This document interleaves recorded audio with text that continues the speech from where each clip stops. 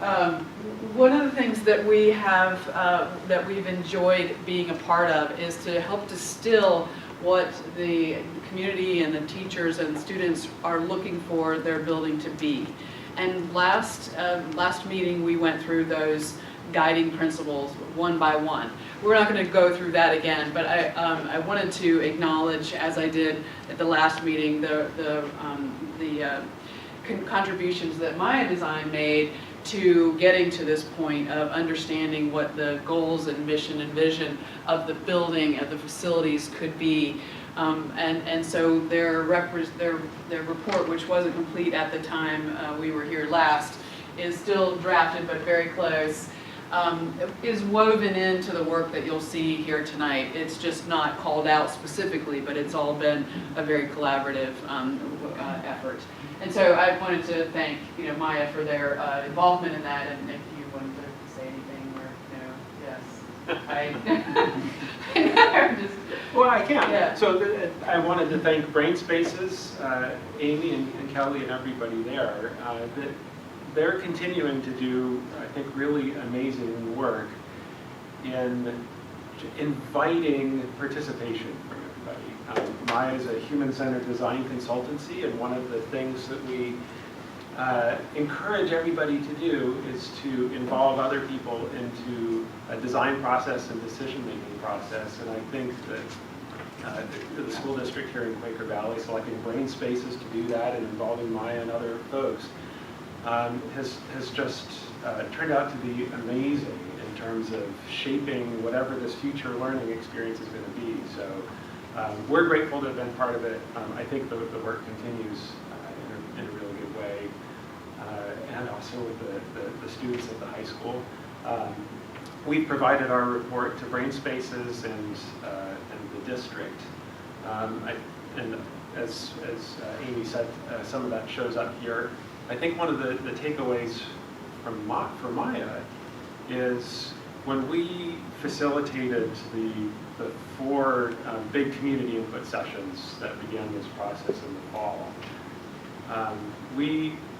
it was completely open, invited everybody in the community to know who's going to show up, and used a semi-structured process to go through that, to think through a variety of different perspectives. And certainly, as a completely open invitation, everybody arrived with a different perspective, sometimes a specific agenda. And each of those sessions turned out to be, I think, a remarkable conversation together as a group of people. There was always somebody from the administration there, somebody from BrainSpaces there, teachers stood up, parents, people from all different kinds of backgrounds. And what was clear out of all of those was that at some point this district will end up with a new high school, and it's great. Everybody's looking forward to it. It's kind of, just from I think a community sense of self-respect, trying to have something that you're proud of as a community, that's a big deal. And I think a lot of the input that we've been getting in BrainSpaces is very specific things about how that facility should be different in terms of transparency and openness and that sort of thing.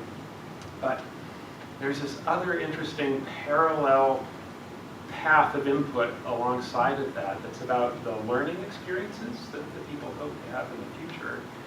And some of our recommendations from Maya focus on that, and some choices that this district and the community has to make as they're planning this high school, planning the experience in terms of what Quaker Valley hopes to do in terms of future learning experiences. And I was quite honestly surprised with the input from the community in those 4 sessions in terms of how broadly people were thinking, how well informed everybody was here in the district about what they're hoping for future Quaker Valley students to be equipped for in the world of the future. So I won't go into any specific details about that. I encourage you to look at that report when it's available to the district. And I'm I'm excited to see what happens, but there are some I think very difficult strategic choices for this district to make. It's not just about the building and the facility, but about what those experiences are. Thank you. Terrific, yes, thanks.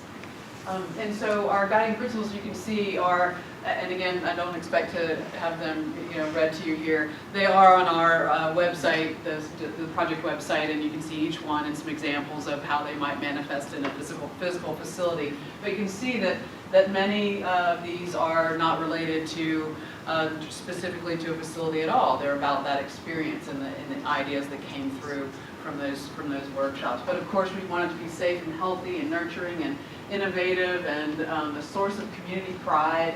And what does that mean? What is it? So we have lots of different ways we can interpret these. But we will keep our eyes on the goal of these goals as we continue to develop every step of the way. And these have become a nice little, and it's fun that there's 10 of them. Call them the commandments lately, but again, we're using these as our success metrics. If we can achieve all of these things in a way that meets your needs, then we know we've gotten a truly successful project. And so as we dive into that, we do have some very strategic choices to make, and so how do we make those choices? And one of the things that has been also interesting about engaging the community is that we've had some conversations with community members at Crazy Mocha and at the library and sort of less formalized conversations. And sometimes the question comes up, well, how can you be doing this without doing that first? And so there's certainly some questions in the community about about process. Just so and the process really can it's at this point in the game is a little bit chicken or the egg. You have to kind of start somewhere and then be able to adjust it once you get more and more information, location, other issues that are not solved yet. But the questions could be, what is it going to cost? Where is it going to be? What's it going to look like? How's it going to feel? And so these things are all being explored sort of in parallel, not necessarily intersecting quite so much yet. But what we like to do is we look at the things that we do know, and as we begin to define those things more and more and more, we can get to the answer. And where we are in the mix now is we understand that the scope of the work will be 700 students in grades 9 through 12. Okay, that's a good one. It's a nice, easy one. That essentially, if we have teachers having their own classrooms, and if the schedule the way it is right now, that there's a good use of space. We know with the ed programs that currently are running right now, which programs you want to be able to support. And then there's some other questions that may become less and less clear as we go through. Is there going to be district space? How much is the community going to use of the building? So these scope questions, we do have some things figured out, but we still have some questions as well. So this bubble is not really ready to be quite defined yet.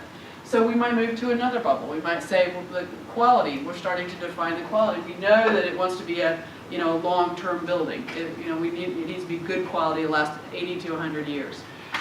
We know it wants to be state-of-the-art. These are some of the things that came out in our guiding principles. We know that we want to make good use of energy. It needs to be durable. What about extended hours? So extended hours might have some different meanings in terms of maintenance and operations.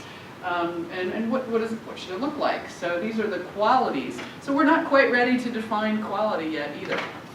So we go, okay, well, what about cost? How much should it cost? Well, we could say if we could define quality and if we could define scope, we can determine what the cost would be. So if we know we're going to build 10 square feet and we know it's going to be $10 a square foot, we have $100 to spend. But since we don't have these things quantified and defined yet, we can't say what that is going to be. And so a lot of times when we are hired to come into a district and help define these things, at least one of these three is defined, right? And so the other two, when one is defined, the other two become those items to balance out, right? So you can pick one, the other two are a function, of the others. So, you can only pick two of them, the other one is a function of those two. And so what we're doing right now is we're continuing to define, with quality, we're continuing to define the scope, and we're looking to have that formula come out and say, well, then this is how much it should cost. So again, it's a little bit chicken or the egg because we're fine-tuning all of these things. Once we get these things a little more defined, we can start to put some numbers to it. But then as things adjust, it's going to be a process. But just so you know, it's not something you just pick and you just move on along. You have to have the three in balance. And I'll just give you a quick example of a district who learned this the hard way. Is that we were working in State College, and if you guys remember, about in 2007 there was a referendum there. The district decided to design a building and design the whole thing ready to be built, ready to be bid, and then put it out for referendum. They didn't have the support of the teachers. They didn't spend any time with the community. They didn't ask how should it feel, what should it be, what should it have. And the referendum failed. But it didn't just fail, it failed for the next few tries also because of the trust was not there from that time of just making a big guess and not having engaged the people in the process. And so we came in after all of that mess was already, had already been stirred up, and found a way to try to bring the trust back into the community, and part of that was engaging the students. We had a terrific turnout with students, but again, it was going through a very exhaustive process of determining, what these two things are and what that would mean for them. And so, as you know, their project is under construction right now. So, I think that that one's a pretty extreme lesson learned, but I'm glad you guys don't have to make that lesson, and that we can move forward with continuing to define these elements of the puzzle. And so, the cost again will have to do with not just how much money is outlaid initially, but what are the life cycle costs of the choices that you make? What are the operational costs, and how do you maintain it? And then funding sources, and where is that going to come from, and how? And so so when I talked about things happening in parallel, we have we're working on these two pretty visibly in the community right now. But tomorrow afternoon we're also having a think tank to talk about funding sources and partnerships and ways that we can engage the community in measures that might affect what we need to include in these. So some of that is coming back into the mix in another way. But does that make sense? So we're going through it in a very thoughtful way, but it sometimes feels a little unsettling because there's so many variables that we're trying to pull through. And so some of those variables that we're currently exploring, and we have a planning advisory team that has assignments and homework that are focusing on some of these topics that really do affect facilities, and they also affect those 10 guiding principles. But for example, if we look at off-campus venues that students could use, if you can use a venue that's that's in the community, you don't have to build it. You might not have to build it in a new facility. So knowing what we can use that already exists and that's out here will affect our scope, right? And so we're beginning to look at, how do you decide? Is it a distance thing? Is it a long term? Does it have, what are those no-go decision-making parameters that will allow us to pursue a particular partnership or off-site venue? So, for example, what about the current campus? What about the stadium, for example? Should that be something that is included here and not rebuilt there, at least for the short term, or for, is there a time issue there? So again, what would the value be, and what would we save? Schedule and calendar. We might have some interesting interpretations. Some of that. Some ideas came up when Maya was running the sessions with the community about alternative uses of time or calendar. If, for example, you could extend the learning day, perhaps you could spread the students over more time and therefore need less space to accommodate the same number of students. So can you find some cost savings or savings in the way you use time? And so the issues, and going down the list, partnerships, and also engaging citizens across ages, so cradle to grave kind of things. So these issues will affect that scope, and some will affect the quality, which will then tell us something about the cost, whether that goes up or down, depending on what we have to include. But another key piece of that exploration is how would those enhance those guiding principles, how would those enhance teaching and learning? So it's not just about what can we save in our construction cost. It's also about is an off-site partnership or an off-site venue going to create a learning opportunity that we can't currently offer students on, within our current programs. So it's not just looking at let's save a buck, but it's also how can we enhance what we're trying to do? And all of these have responses in both of those camps. So in addition to that, we had some workshops with the teachers last trip we were here, and got some good quality time with them on one of their professional development days, and did some brainstorming about facilities. And so with all these other things to discuss and consider that we've already seen, the teachers came up with several different organizational diagrams that begin to document their needs and their ideas. And so we're just like we spent time, and Maya spent time digesting all the words that were spoken and the conversations were had. We're now looking at those kinds of things graphically. Again, trying to come at the issue from several different angles so we can understand it more fully. And so Kelly did these beautiful drawings. Thank you, Kelly. And finding commonalities in all of the different groups that the teachers were working with, and these are some represented. Most of them had some kind of central core, a heart to the school. They had, they had a place that matters.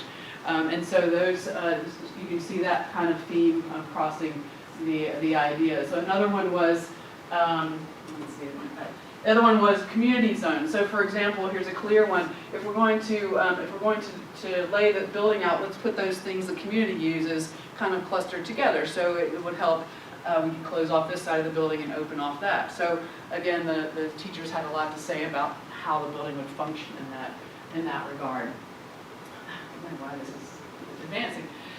We talked about departmental organizations versus interdisciplinary organizations, and so we also saw the teachers had various opinions about how that might work, and then some kind of interesting ones where they talked about interdisciplinary theme-based clusters of programs like a communications school, or a school of innovation, or a wellness center that engages wellness programs as well as PE and health and nurse and things like that. So with some shared stuff as well, sort of the heart idea. So we're getting a lot of ideas, and the really interesting thing about it is we're getting everyone across the community, and certainly with the teachers, to start thinking about teaching and learning in new and different ways. And so the conversation is becoming a little bit messy, but it's also very, very rich and very interesting. We talked about decentralized commons. A lot of the students said, we don't just want one big place, we'd like to have some variety in how we interact. So again, all these have impacts. And so we've begun to say just organizational strategies that might represent some of the things that we're hearing, and very, very, very broadly that we might do things like have a main entry security station that would hold that would hold the community to a certain zone. That we might have the commons, that heart of the building that's more like a student union. You could also leave that open to the community as well. And we might have the core that kind of is fed through the next zone. And very, very diagrammatically in terms of operational and logistical relationships and adjacencies. And so what we've been working with the teachers today and tomorrow is to look at not just the big picture. These bubbles include 250 students at a time, so it's a very, very big picture view, but also digging way down into the weeds to understand specifically what's going on and what the needs are. So we've looked at the schedule, we've looked at students and what courses they're taking, and what's the trend in the courses they're taking, and what periods are they most populated in. So what parts of the day are more popular than other parts? And so we're really diving into the schedule and the statistics of how everything is being used so we can understand it from the inside out as well.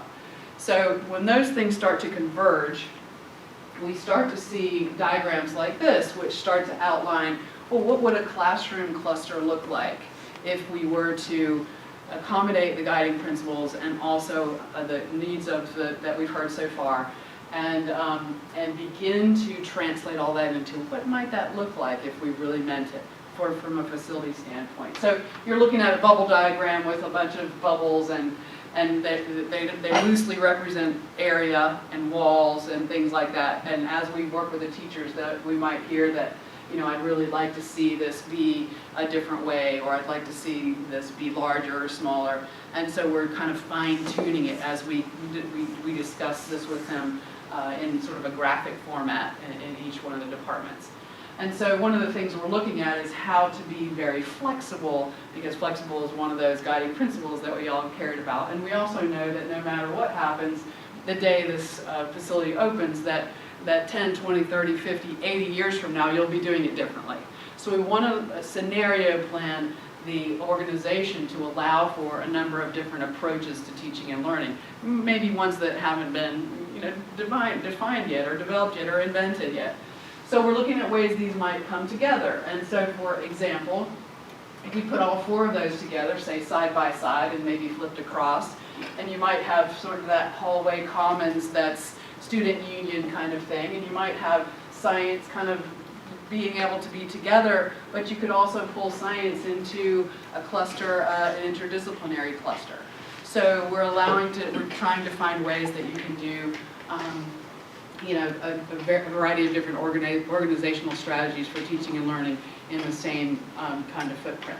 So this is just our first stab at organizing and defining these elements that we're then working with the teachers to refine. The next step would then be looking inside each one of these little bubbles and saying, what does that mean? Is this a large group room with a tiered floor, or what kind of technology does it have? Does it open up to everything around it? Does it open up to the outside? How is it being used, and what kind of technology? All the details and attributes of those spaces come next, and that begins to help us fine-tune how big it should be. So all these things are coming together at once. And so once we get to that point, we can take that bubble diagram that was so big, the 30,000 foot bubble diagram, and start to articulate it with some of those ideas and pull them all together into more of something that's a little bit more like a building plan. And not to say this is it or anything, this is just an example of how this might go when you start to pull all these components together. So we've got different components for all of these that will start to be as detailed as this once they get defined and work through with the teachers, and it'll come together in a full plan. Then the convergence of, I thought I had hidden, sorry. Then comes the convergence of those tracks that we were talking about. They'll start to converge, and they'll start to redefine each other, and we'll get to a relatively single answer or a direction that we can all act on. Things like the site will come in, location and all that will come into that mix as well, and at that point those things will start to converge and inform each other as well. So again, we feel a little bit loose right now, but it's getting more and more defined, and it's getting more and more, turning more and more into a building that achieves all these goals that have been talked about. And so what we're doing next is we're making sure we're defining those givens. We're gelling that bubble that said scope, and we're also making sure that we're adhering to our priorities and our guiding principles, and we're exploring more of those unknowns so that next time we are here, we'll hopefully have some more answers and more clarity on where we are so far. So that is our next steps, clarify those givens, develop that quantity program of spaces just to understand the size of the project, continue to explore those decisions, and begin or continue to refine the adjacency diagrams and so forth. So it's starting to get exciting, starting to get fun. the teachers are really engaged. It's really terrific to have them be so excited about it, and I think we're right on track. So with that, questions?